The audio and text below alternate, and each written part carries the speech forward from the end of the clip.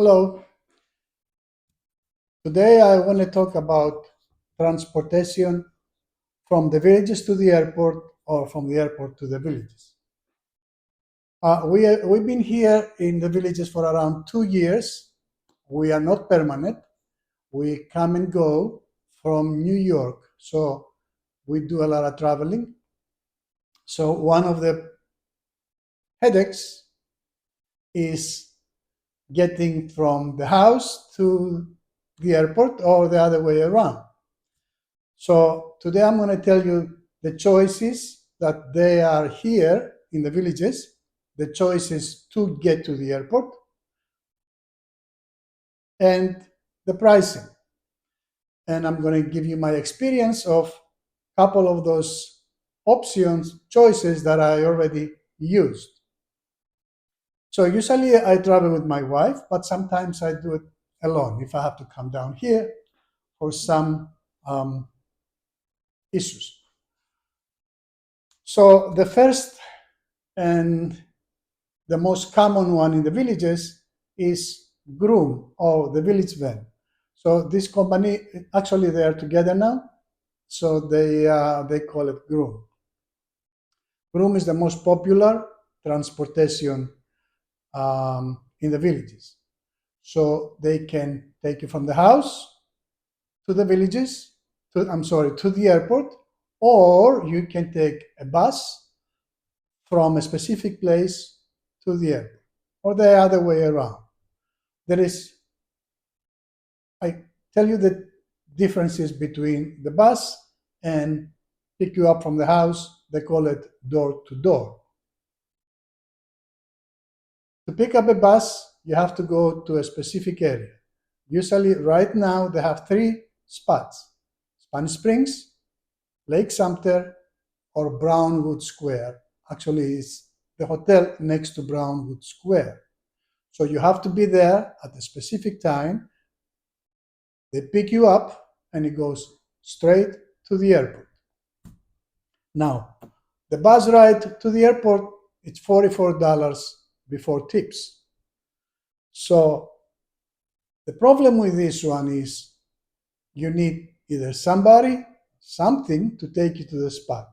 I mean, I'm close to Brownwood, but I can walk there the time I need to go get the bus. So I need somebody, either a friend or a family member, something to take me there at a specific time.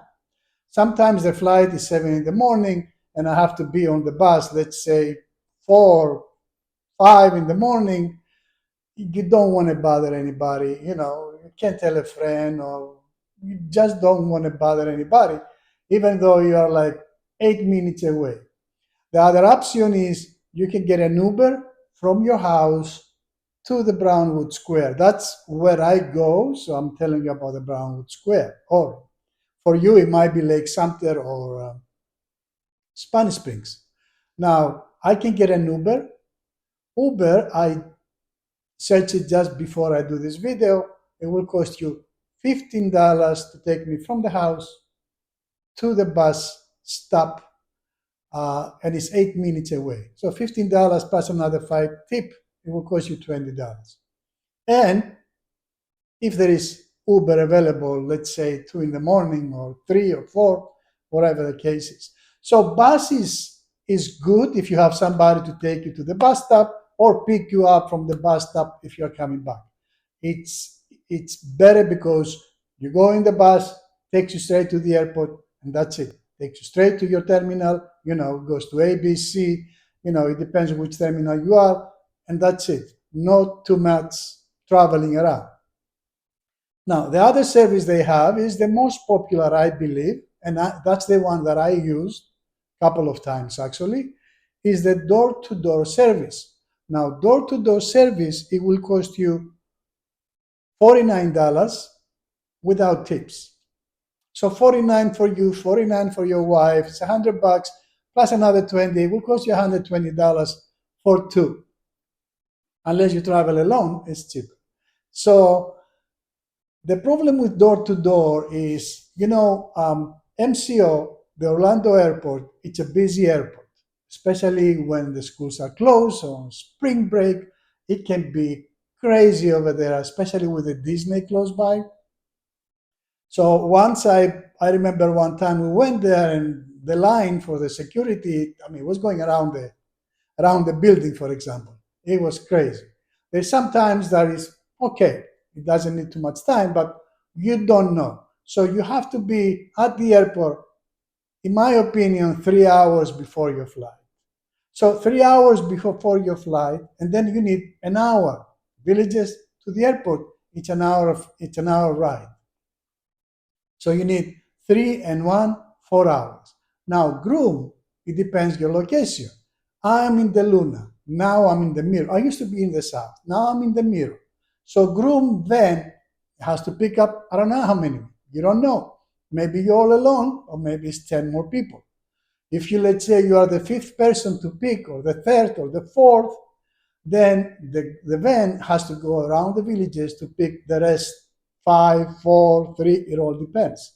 And as you know, a house in the villages to another house, it can take you a half an hour. So this is the only negative with the door-to-door pickup. The price is right. The van is nice. I used it. It's air conditioned. The drivers are nice. The service is nice. They were on time at both occasions. One occasion I got lucky coming back from New York. He only had one passenger and me, so it was nice and quick. So that's the only problem with door to door. But Groom is good, reliable. I use it all the time. I mean, I use it 3 times so far. So another way to get to the airport and back and forth, of course, it's a popular one called Uber. Uber is a good service. I love Uber. I use it all the time. I use it in New York, everywhere, and I like Uber. The price is right, fast, quick, done deal, pay online, tips, and everything. Now, Uber, just before I make this video, I searched Uber from my house in the Luna to the airport and it's $94. Not bad. $94. If it's 2 people, it's okay. If it's one person, no, it's too much. Plus, you have to give another 20 tips. It end up. I mean, if you do it once in a while, it's fine. But in our case, we go back and forth all the time. So Uber is good if you are 2 people or more. But the other thing I never use Uber to go to the airport. So I ask the neighbors or I ask villagers if they use Uber, and a lot of them, even on Facebook, they say that Uber drivers sometimes refuse to take you to the airport. It's out of their way, it's not worth it, they don't have a right to come back, and blah, blah, blah. So they can refuse to take you. Now, that's not a reliable service. I cannot use Uber and knowing he might come and says no, and then I gotta look around how to get to the airport. Unless you reserve the ride, but make sure you talk to the driver, because one time in New York, we called Uber to go to New Jersey to a cruise terminal, and the driver says, no, I can't go over there. It's too far, it's out of my way, blah, blah, blah. And I'm like, well, why you came then? You should tell me from the beginning. Why am I waiting for you to come to pick me up? He says, we don't know the destination until we get to you. I don't know how true it is, but that's what happened. So reliability with Uber is not there. So I don't know. I don't know. Unless they got better, unless it's fine now, I don't know. But according to the villagers, a lot of times they come and they refuse to take. Now, the other choice, another one that I already used a couple of times, and it is the cheapest and the best, in my opinion, is renting a car. Renting a car, it's very convenient. We use Enterprise. They are in Lake Sumter. You pick up the car a day before, leave it on your driveway, and the next morning you get up or whatever your flight time is, you take your car, you go to the airport, you drop the car, you are close to your terminal, couple of minutes, walk, and you're done. It's very good. Now, the other negative with this one is price can go from very cheap to crazy expensive. You know how it is with rental cars. There's a month that is crazy cheap. There is a month or a week that is crazy expensive. So a couple of times that I did check it, it was crazy expensive. I could not use it. But in this case, I checked just before I make this video again, and the price to rent a car in Enterprise, of course I pick a small car, economy car, I don't go with anything. I just want a car to take me there. It's just me or me and my wife, so we don't even have suitcases. So the price for the car was total $67. So if I had to fly, let's say this week or next week, I will prefer renting a car. Same thing coming back. Pick it up from MCO, from the airport, come home, and then have your wife come with you, and the next day you go to Lake Sumter where they have the area that you can drop off the car. So that's the other choice, renting a car. It's a good choice. And of course, the other choice is use your own car. That's the best choice. Using your own car, it's a great choice if you are going for a short term. Go away for a week or two, I'm assuming, tops. It's a good choice to use your car. But after that, it's not worth it because it's too expensive.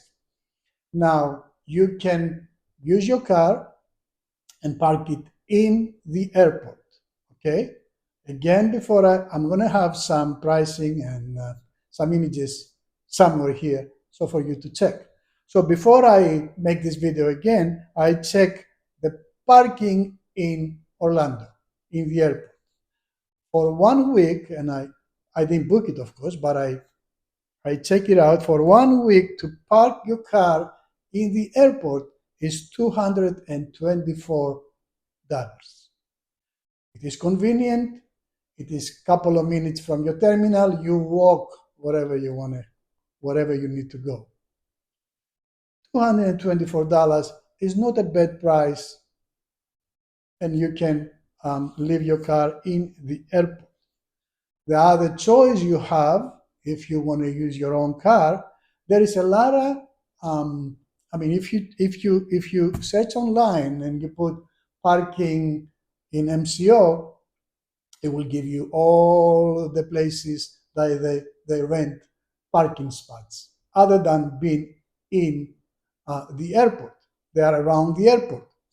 But one of them that kind of like took my attention, and probably that's the one I'm going to use next week because I'm going to go to Texas for a week.